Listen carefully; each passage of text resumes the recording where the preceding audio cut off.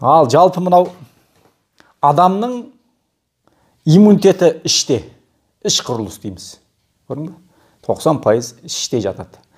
Іш құрылысың дұрыс емес пе? Болды. Бүкіл жүйең дұрыс емес. Көрдің бе? Міне адамдардың қарны шығып кетеді. Бұл неден? Біз оны ойлаймыз. Біз былай айтады екенбіз. Қарын дейміз ғой.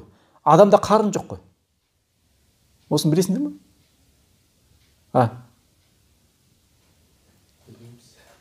Қарын жоқ, асқазан тұр, міне қара. Мынау асқазан тұр, міне. Міне тұр ғой, көрдің бе? Мұнан бәрі ішектер. 12 ішек, ас ішек, тоқ ішектер. Қарын жоқ. Малда мынада қарын болады. Олар күйіс қайрат деген сияқты. Сонымен мынандай болып тұрады. Ал біздің ішімізде не? Міне Аллаға шүкір, бүйтіп қарасаң, сенің ішің жоқ, е?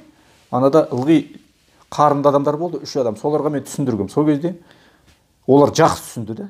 Неден ол салбырап жатыр? Міне Аллаға шүкір, біздікі қалыпты. Өйткені асқазан міне мынарда ғана, міне. Мынандай асқазан тұр. Ал ол қалай салбырап кетті? Мәселе сонда жатады. Міне менің айтып кетейін дегенім,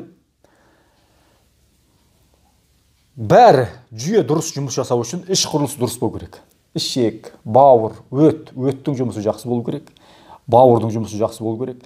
Біреулер айтып жатады. Мен бардым, ананы май ішкізді, лимон ішкізді, сүйтті, бүйтті, құстырды, туалетке бардым, бәлем бәйрет. Сонымен мен өтімді, бауырымды шайып тастадым дейді. Ол негіз былай қарасаң бекер нәрсе. Бұл бір су ішіп, бүйтіп шая салатын нәрсеге жатпайды. Мынаның іші деген каналдарды көрдің бе қалай? Мына өттің несін қарап көрсең. Бұл қалай ол шайлады? Бұлай ойлап қарасаң, логика қасасаң, е? Жарайды, мына ішек қарындарды шай жіберуге болады. Бір немен тітіркендіріп, ішіңді айдап шығады. Ал бірақ ол мына қатпардың бәрінде жай адамның өзінде 5 килограмм бұлай қақ болады екен, іште тұрған. Қалып қойған заттар неше түрлі. Бәленбай жылғы қатып қалған, шықпай жатыр.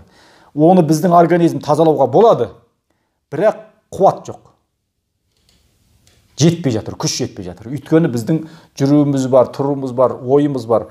Организмге түскен тамақтың 20%-ін ми алып қояды. Ми жейді екен. Ал басқа нәрсе сонда біз жеп жатқан тамағымыздың өзі құнары барынан мен күмәнім бар, мысал үшін. Құнарсыз, е? Біз сонда жаттығу жасаймыз, сөйлейміз, жұмыс жасап жатырмыз, оның қуатты қайдан алып жатырмыз? Сонда менің айтайын дегенім, ұзын сөздің қысқасы, міне асқазан, жаңағы қарын неден шығады? Зат алмасу неге бұзылады? Неге адамдарда запор болады? Іш құрылыс жүрмейді мұнау. Бұл ішектің бәрі қалай? Мына, мысалы, ішектің өзі 12 ішек, мысалы үшін, ас ішек, тоқ ішек. Мұнаның өзі 7 метр болады екен. Тоқ ішектің өзі 1,5 метр деген сияқты. Мыналардың қатпардан қалай жүріп жатыр? Іш құрылыс қалай жұмыс жасап, ол шығып жатыр. Дәретпен. Міне, мәселе осында жатыр. Бұл бұлай жүру үшін, бұның бәрінде қимыл қозғалыс болу керек. Қуатты болу керек. Бұлай айтқанда тоқ болу керек. Көрдің бе? Міне, сонда менің айтайын дегенім, мынаның барлығы жұмысы әлсірейді. Неден? Бірақ себеп бар. Суық ішуден екен. Суық су ішуден болады. Мынадан міне асқазанды қараңыздар, міне келді, е? Ішкен суың міне өңештен зыр етіп келе қалды. Асқазан 38 градустан төмен емес, плюс 38-бен жұмыс істеп тұр. Жоғарымен. Көрдің бе? Міне мынаған келді. Суық суымыз 0 градус болу мүмкін, 10 градусқа жетпейді. Бөлме температурасында деген судың бәрі ол бөлменің температурасы емес. Мынара 24 градус болса, 24 градуста су емес ана сулар. 10 градусқа жетпейтін суық сулар. Ол қызып тұрған жоқ, шыныда тұр, суық. Ал холодильниктен алған сулар ол минусқа кетіп қалды. Мороженое дейміз, кем дегенде -20 болады, кем дегенде. Мұз қатып тұр. Міне, біз соны алдықта жедік, өңештен сары мынаған келді. Асқазан 38 плюспен жұмыс істеп тұр, 20 градус минус кеп түсті, жиырылды. Заңдылық, е? Физика заңдылық қой. Суықта баклажка дейтін бутылкаларды далаға шығарсан, кез келген шлангыма не қысылып қалады, тартылып қалады, бүйтсең бырт етіп сынады. Кез келген нәрсе. Сол сияқты. Асқазан жұмысын тоқтатты. Жұмыс істеп тұрған жоқ. Міне осыны білу керек. Ал біз тек қана су ішкен жоқпыз ғой. Су іштік. Неме жейсің тағы? Тамақ жеп отырсың бірдеңе. Жолдан бірдеңе жей салдың. Пирожки, дөнер дейді қазіргі, иә? Жастардың жейтін тамақтары. Міне, дөнер жеп алдың, сұп-суық коламен, бірдеңемен. Бітті. Асқазан жұмыс істеп тұрған жоқ. Асқазан жиырылды, оның үстіне келіп тамақ түсіп жатыр. Содан алады да мынау толып келеді да, мынау уже былықты ішінің бәрі. Түк пайда жоқ бізге. Тек қана қуатымызды жұмсаймыз. Ішкен жеген тамағымызды қайтадан туалетке шығаруға жұмсаймыз қуатымызды. Біз қуат алып жатқан жоқ екенбіз. Міне мынау асқазан толды, мынау раны көріп тұрмын тұр ма? Жақындаттың ба? Жақындасайшы міне. Міне мына асқазан, мынау мен бітіп. Бұлай тұр ғой міне мына жермен, иә? Кітаптардан қарасаңыздар бітіп тұр, астау сияқты. Мынаны біз нығаймыз. Екі-үш кружка колама, сума іштік, салқын. Оған келді тамақ түсіп жатыр. Тойларға барғанда қарасаң, сонда білінеді міне. Басында келді, сок ішіп алды, салат жеп алды, одан кейін ет келеді, сорпа келеді. Тамақ ішеді, одан кейін жарты сағаттан кейін шай ішеді, шыт жаңа жеміс жейді. Мына асқазан жұмыс істеп тұрған жоқ. Мынау толып барады, керіліп жатыр. Келеді, мына бауырдың, өттің каналдарын қысып тастайды міне. Бір жағына қарайсыз, ығыстырып тастайды. Көрдің бе? Міне. Сонда мыналар дұрыс жұмыс істемейді. Содан кейін мынау суық іштік қой біз. Суық ішкенде мынау бірден келеді де, мына өт бауыр тітіркенеді. Бұл 40 градуспен жұмыс істеп тұрады екен. Оған келдіңде жаңағы мороженое келді, суық су келді, аналар жұмысын тоқтатты, жиырылды, бірақ тамақ жеп жатсың, мынау келді де, мынау жиырылып, мына каналдарды қысып тастайды, жабады. Содан келеді де, адамдардың айтып жүрген, өтім ауырады, өтім майысып қапты, қатып қапты, тас бар екен, анау, мынау дегеннің бәрі осыдан шығады екен. Іріңдеу, полип дейді, анау дейді, мынау дейді, міне. Оның біз аурудың атымен күреспеу керек, оның себебімен күресу керек. Барлық жаңағы бәленің себебі осында жатыр. Жаңағы суық келді, мұнан бәрі тітіркенді. Бауыр 40 градуспен жұмыс істеп тұрған нәрсе, бұл жұмысын тоқтады, не болмаса баяу істеп жатыр. Ал сен де тамақ ішіп жатсың. Ал мынау істеп жатқан жоқ. Содан міне бауыр майланған, холестерин деген бәленің бәрі осыдан шығады. Бастамасы сонда суықтан келеді екен. Содан кейін трансжирлар, мысалы, қорытылмайтын майлар. Ал жарайды, асқазан толды, енді қайда барады? Бізді құтқару керек қой. Асқазаннан сигнал келеді миға. Жарқын жеп жатыр. Енді не істейміз? Толып барамыз біз. Істеп тұрған жоқпыз. Содан кейін миға айтқаннан кейін ми айтады. Онда ары қарай жіберіңдер. Мына арада міне 1 клапан, 2 клапан. Мына төменгі клапан ашылады да, мынау 12 шекке ары қарай кетті. Шекке кетті. Қорытылмаған, өңделмеген тамақтар. Өзің бұлай адамдар өз-өзіне қарап жүрсе, нанды адамдар жейді.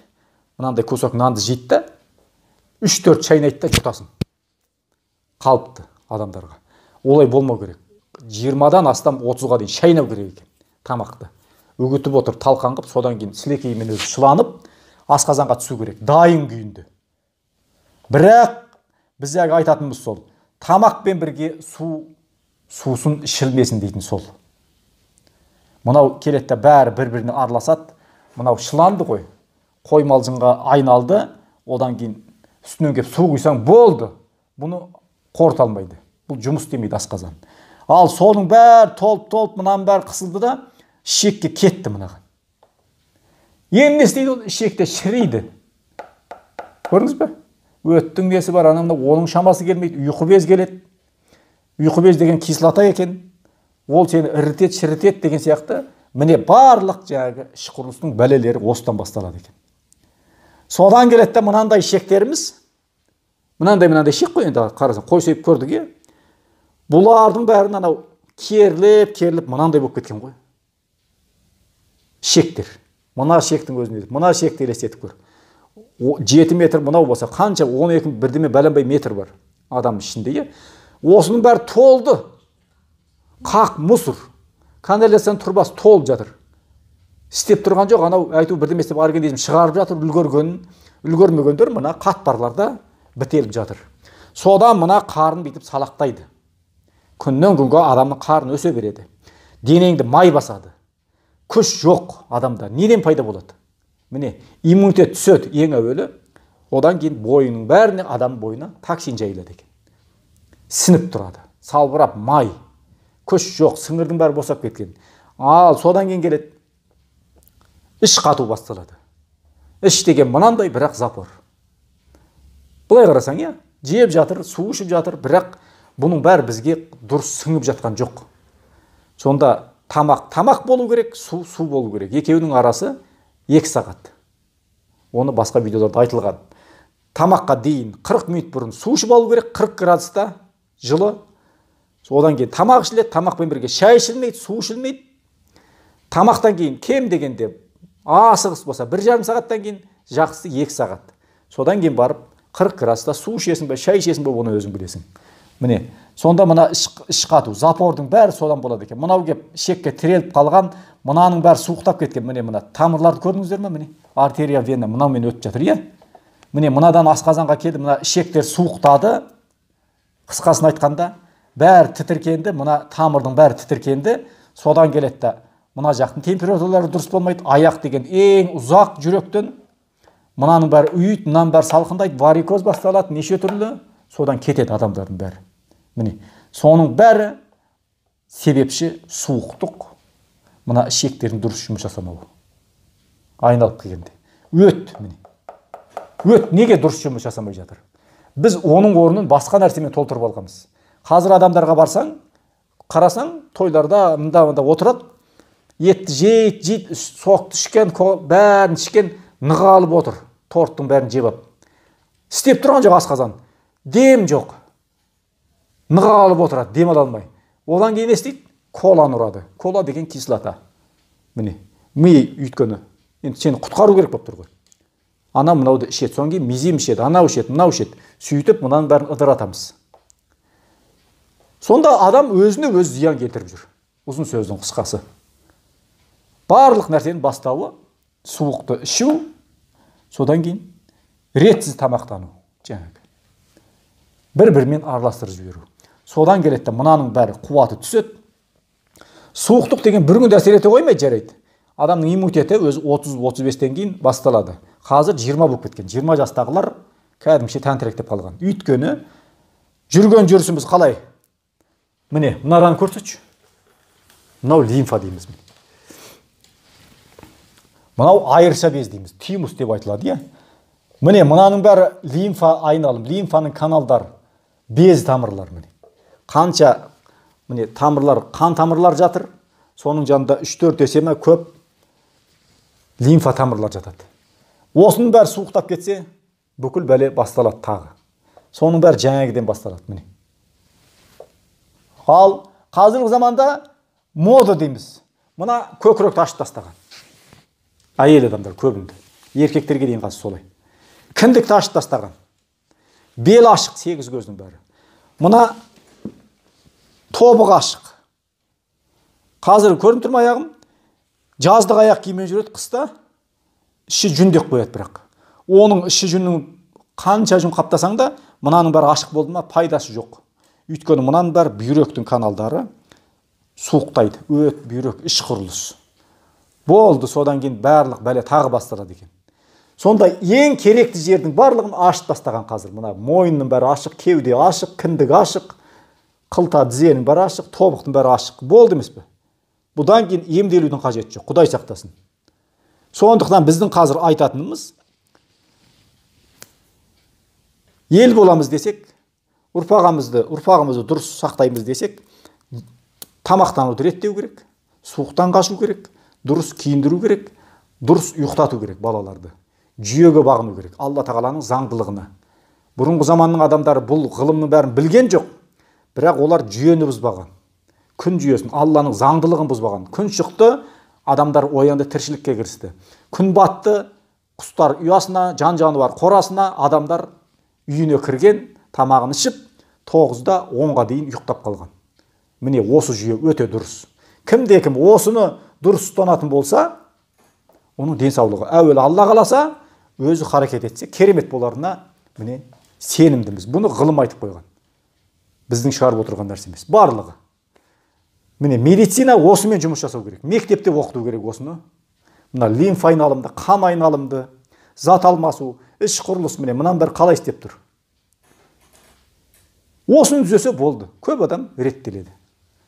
Міне қарын салбырап кету, май басып кету, ұйқы жоқтан, ұйқының өзі салмаққа әсер етеді.